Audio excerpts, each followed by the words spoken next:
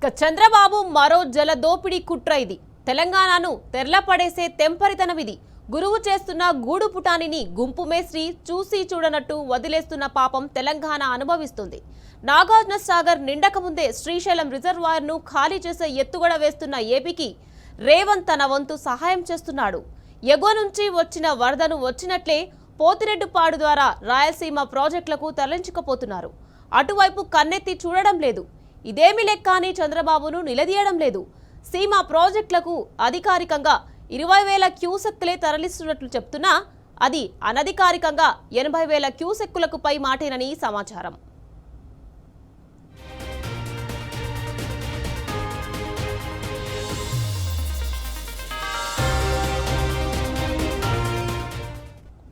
శ్రీశైలం ప్రాజెక్టుకు ఈ ఏడాది మే 29 నుంచి వరద ప్రవాహం మొదలైంది. అయితే వచ్చిన నీళ్లు వచ్చినట్లు స్పిల్వే పవర్ జనరేషన్ ద్వారా నాగార్జున సాగర్ కు విడిచిపెట్టాలి.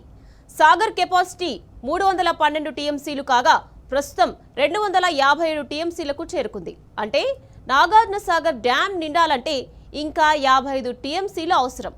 కానీ శ్రీశైలం నిర్వహణ ఏపీ చేతుల్లో ఉండడంతో వారం రోజుల పాటు స్పిల్వేను ఆపేసింది. ఇప్పటి వరకు పోతిరెడ్డిపాడు ద్వారా 50 టీఎంసీలకు పైగా నీటిని రాయలసీమ ప్రాజెక్టులకు తరలిస్తోంది. అదే సమయంలో మన రాష్ట్రంలోని నెట్టెంపాడు, భీమా, కోయిల్ సాగర్, కల్వకుర్తి లిఫ్ట్ల ద్వారా వరద నీటిని ఇప్పటిదాకా ఎత్తిపోసింది. 4 టీఎంసీలు మాత్రమే. ఏపీ దోపిడీ ఏ స్థాయిలో ఉందో ఇంతకు మించిన నిదర్శనం ఇంకోటి లేదు.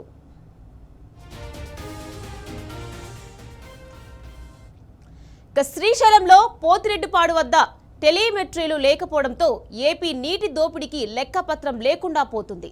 దీనికి తోడు చంద్రబాబును నిలువరించాల్సిన రేవంత్ రెడ్డి గురువు మీద అభిమానంతో పెద్దగా పట్టించుకోవడం లేదు.